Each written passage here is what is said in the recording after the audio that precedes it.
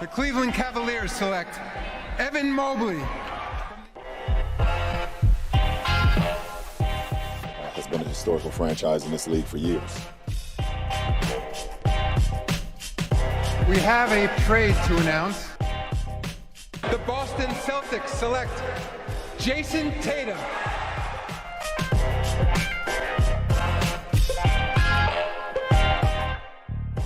Hello, everybody. Welcome back to the NBA Front Office Show. Earlier today, we talked a little bit about some of the trade rumors around the NBA, particularly ones coming from Shams Charania, including Jeremy Grant, Miles Turner, Ben Simmons, even sounded the Simmons siren. So if you missed that video earlier today, make sure you go and check that one out. Okay, let's get into Donovan Mitchell. Let's start there. We've got a lot of things that actually happened in the NBA over the weekend. And there's a little bit of news that came out regarding Donovan Mitchell that should raise some eyebrows, particularly in Utah. Keith, what do you make of this report that Donovan Mitchell may want to play in a bigger market?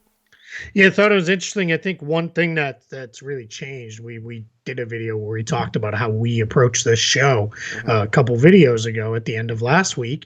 But one of the things that is interesting is where you get news from. And one of the places you can get news from now is podcasts. A lot of the main newsbreakers out there and reporters are on podcasts, and sometimes they'll drop tidbits in there that maybe don't hit Twitter or don't get into an article. And Tim McMahon on the Hoop Collective, and I want to be very careful about this. He did not say Donovan Mitchell wants a trade. Utah is trading Donovan Mitchell. No, he did not say anything like that.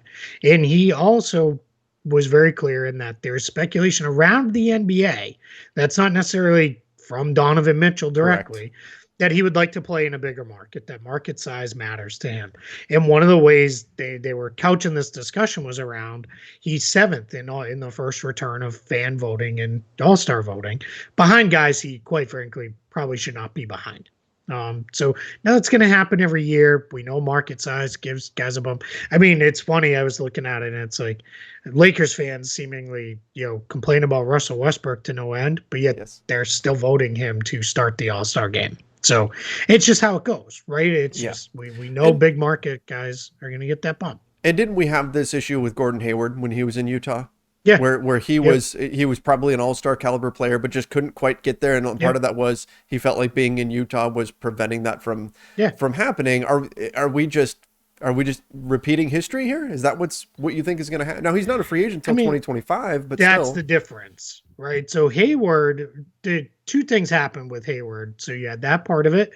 You also had the part that he grew up in Indiana, but he says he's always been more of an East Coast guy. The other thing was the Jazz, nobody's still there as far as the main front office players go, but they very much were, hey, when he was a restricted free agent at the end of his rookie deal, go out and get a deal and we'll match it. And that never really sat right with Hayward. Yeah. If we remember, the Hornets signed him to an offer sheet. The Jazz matched it. And then as soon as Hayward could, he opted out and left, went to Boston, and that went the way it went. And now he's actually with the Hornets. Right. But I think with Gordon Hayward, the big thing was he had that ability within the next few years to make it happen for himself. Mitchell is under contract through, and I'm going to pull it up. I probably should have this done already, but I did not. I just want to make sure I get the years right. He's in year one of a 5-year extension through 25-26. He has a player option in 25-26. So barring any major surprises, he'll be a free agent in 2025. Guys generally they opt out of those deals. That's why they push for those. He and Jason Tatum were two of the guys that got them. Those player options had not been common again, but those guys are also higher level stars than other guys who had come up in recent years as well. So so my guess is this is just something to kind of put in the back of your mind, because nothing's going to happen here for probably quite some time. And the main thing is if the Jazz win, it'll all completely go away. Yes. That's the difference. Exactly. Yeah. This will become a thing because, I always go back to LeBron James became the biggest star on the planet playing in Cleveland. Like, it's not, Kevin Durant became a massive star. Russell Westbrook playing in Oklahoma City. Like, it just doesn't matter the way it used to. I get he'd like more votes from being in the bigger market and those kind Sure. of things, but win enough games and it won't matter anyway. Yeah, absolutely. Absolutely. So not like we're sounding the alarm here on any of this, No. but just something to file away and keep in mind kind of as we go forward. Donovan Mitchell, maybe someday this turns into something. But look, the Utah Jazz are a team that could win a championship this year. And that happens, Sure. all of this gets forgotten. Yep. Hey, in that same show, I believe it was Brian Windhorst. I should probably check and make sure that I have that correct, but I believe it was him who said this, and it was. Everything's quiet on the Bradley Beal trade front. Mm-hmm. There's not even conversation or buzz or anything like that, and that seems to make some sense, right? Beal tried seemingly before the season to shut that down and say, I'm not interested. I want to be here. Yeah. Tommy Shepard in recent appearances has said he's the Wizards GM, has said, I don't want to trade him. We want him here. The team's they've slipped from the really good start that they had. They're now 20-20 and 9th in the East after, getting off to a really great start to the season. But that's still probably slightly better, get back healthy and see where you can go. They're probably in that anywhere from 6 to 11 range in the East, maybe 12th, pending if the Knicks and the Hawks ever really get it going. But yeah, but that's the good news, right? That everything's quiet and no one's, sniffing around him. My guess is still going to opt out. I don't think we're going to see any kind of extension inked by him. I think he'll opt out this offseason, take the big payday and go from there. Yeah, and that's not an opt out because he wants to leave. That's an opt out because financially it makes more sense to go that route. We did see an actual trade. Well, get accepted anyway. I don't know if it's actually processed. No, it hasn't been processed as of yet. So Bol Bol being traded from the Denver Nuggets to the Detroit Pistons. Rodney McGruder, second round pick, going to Denver. I like this trade for the Pistons because why not? Why not take a swing here? I know Bol Bol has been, some people are still high on him, but he hasn't exactly, burst onto the scene in Denver or anything like that. But if you're the Pistons, you're a rebuilding team. Why not take a swing on some upside, some potential? Worst case, you cost yourself a second round pick. Okay, that's something, but that's not the worst thing in the world. And if you're going to burn a second round pick on something, why not swing for the fences on a guy like Bol Bol? Yeah, exactly. And one thing that team does not have outside Isaiah Stewart is a lot of young size. Mm-hmm. They don't have that. So yeah, I mean, you can throw him minutes the rest of the year, see what he looks like, and then he's a restricted free agent this offseason if you want to go that route, and you'll own your ability to match. This is something they did. Probably a slight, well, I don't know, he's a little bit more proven, but did similar process with Hamidou Diallo last year. When got him, had his restricted rights, re-signed him to a 2-year deal with that. So yeah, so we'll see what that looks like with Bol. This is the move rebuilding teams should make. Just take flyers on guys, see what it looks like. Did no cost at all. I mean, no offense to Rodney McGruder, but he's a minimum salary guard. I'd be kind of surprised if he makes it through the end of the year with the Nuggets. Once this trade is consummated, sounds like they're going to keep him at least initially. And then, yeah, you said it, right? Bol has had his struggles. He hasn't been great. So, it's not one of those things where we go too crazy because it's not like, holy crap, they, just landed their, franchise center, or anything like that. Here's Cade Cunningham's running mate for the, next 10 years as they rule the East. But, hey, if he pops, then he popped for you for the acquisition cost of next to nothing. And for Denver, if Bol Bol was not in your long-term plans, if you say, you know what, it's just not going to happen for him, you might as well get a second rounder and get something rather than have him just leave for nothing. Yeah, second rounder, and this is a team that's tight to the tax too, and probably ideally if you can avoid the tax, you want to. So they're tight to that tax line, and this is going to save them about $500,000 or so. So that's just frees up a little bit more flexibility. For the Nuggets if they want to go in a different direction. And then ultimately that's an easy wave to open a roster spot if you wanted to move on from Magruder because he's not a guy you had anything really invested in. Another big man to give an update on, Anthony Davis, was seen shooting a little bit before last night's game between the Lakers and the Grizzlies. Did have a big knee brace on, but we were told that was just precautionary. So he's back out on the floor taking jumpers. That's a good sign. We should get an update on him in about a week or so from the team. That's about when he's scheduled to be reevaluated. But AD, at least being back on the floor from that MCL sprain, that's a good sign. Yeah, anything's, any encore work that they allow the media to see is good, right? That means that you at least have a reason. Otherwise, it's very easy to hide these guys and make sure nobody ever sees them or anything like that. So, yeah, I think sounds like things are moving in a positive direction. I promise I'm not trying to throw salt in a wound from a loss. That Ja Morant block. Oh, that was unbelievable. It was Shannon Brown all over again, except the ref didn't mistakenly call a foul on that one. That was one of those plays where you're like, holy crap. And then the more you watch it, it got a little less believable because it's like, wait, he floated that ball at the top of the square. Yeah. That was just unreal. That's one of the all-time best point guard blocks I think I've ever seen. Oh, absolutely. It was way up there. That was just phenomenal. Had to throw that one in. I also let's throw in too, because we don't have anywhere else to fit it in the show. How cool was it to see Klay Thompson back yesterday? So great. I mean, that I got a little emotional when they announced him. It was just, you could tell he was feeling it, the whole team, that crowd. When he got that first bucket, that's just, that's the good stuff in sports right there. And I had never seen this before. Draymond, he's hurt. He was dealing with a calf issue, was not going to play in the game, but he wanted to make sure that he was on the floor for Klay when the game started. Now, I don't know why he felt so strongly that he had to start the game alongside Klay. I guess, for sentimental reasons, but the game starts, Draymond immediately, and they had talked to the Cavs ahead of time, so they knew they were going to do this, immediately commits a foul so he can get out of the game and then doesn't play. But I've never seen an injured player be determined to be in the starting lineup for another player's comeback. Yeah. It was just an interesting dynamic that we saw play out there.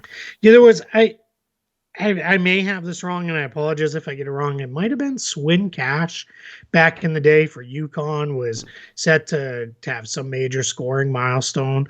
And she had, I think, torn her ACL, and then she went out there and but that's different, right? That was for her. Uh-huh. This was and that's not a criticism. I thought that was a cool moment too, because then UConn let the other team get a basket back. And then basically you started, 20 seconds later tied 2-2 instead of 0-0.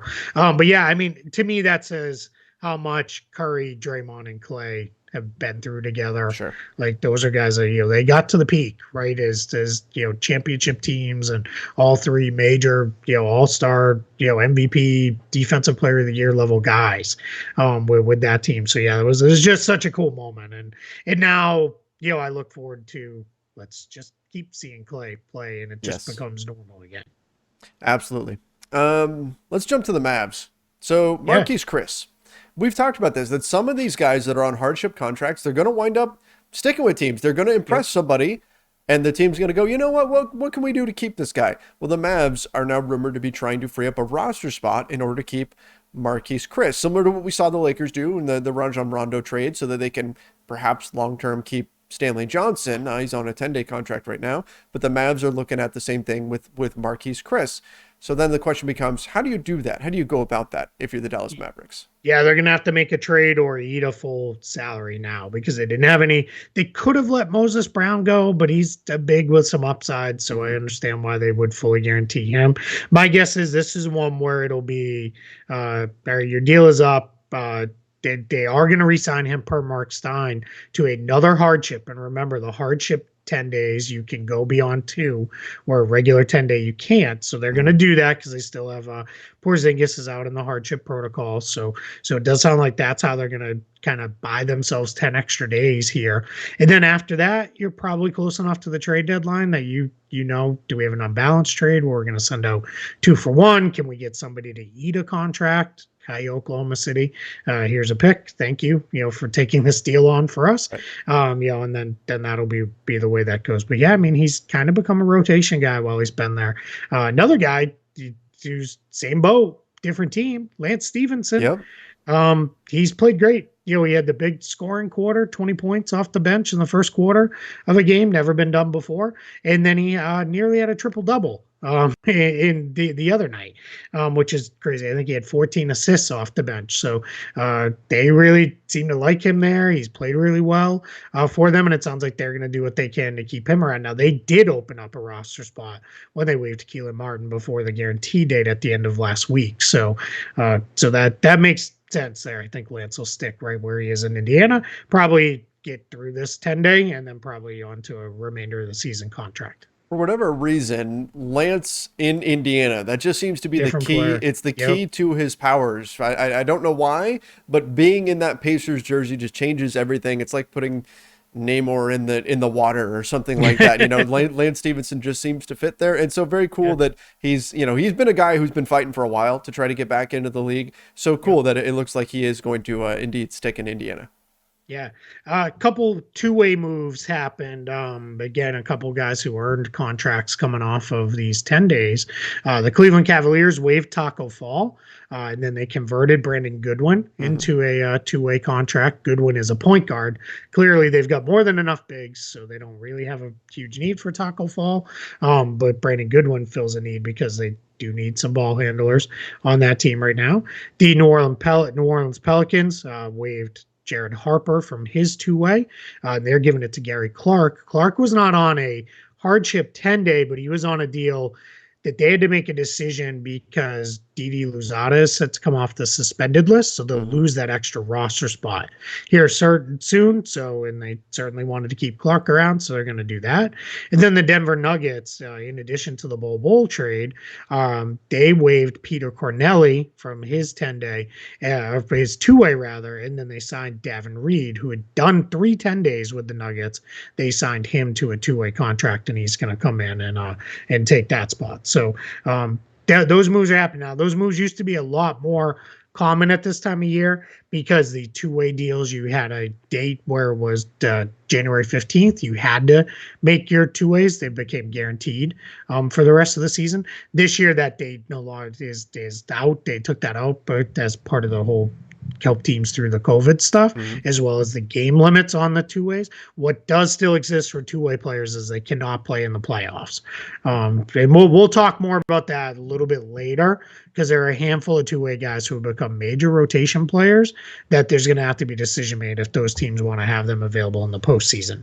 Yeah, that's right. So it'll be something else for teams to cross. But for the time being, you're seeing some guys win two-way contracts, some guys who aren't hardship contracts that are sticking long-term. Again, that's kind of the silver lining to all of this COVID stuff is that guys got opportunities that they wouldn't have otherwise. And some of those guys, not many of them, but some of them have managed to capitalize on those opportunities and earn spots back in the NBA. Yeah, and we're getting down to it now. I think we're less than 50 players now in the protocols remaining. A lot of these teams are now back into standard roster compliance with their 15 guys and their two-way players and the like. All right. I think that wraps it up for today. I just did a quick scan of the Twitter machine. It's front office news. You must have just missed it because Woj just tweeted it. The Orlando Mavs have extended the contracts of President Jeff Weltman and General Manager John Hammond through the 2025-26 seasons. That is, that's good for a team when they're rebuilding. That now that gives them longer time to see that through. So I think that's really great. Absolutely. All right. Good spot to wrap things up. We appreciate everybody who's been joining us. Make sure you do subscribe to the NBA Front Office YouTube channel. Don't forget to turn on those notifications as well. And of course, follow us wherever you listen to podcasts, whether it's Apple Podcasts, Spotify, wherever. It doesn't matter. Just follow us where you listen to podcasts. Till next time, everybody, stay safe and see you.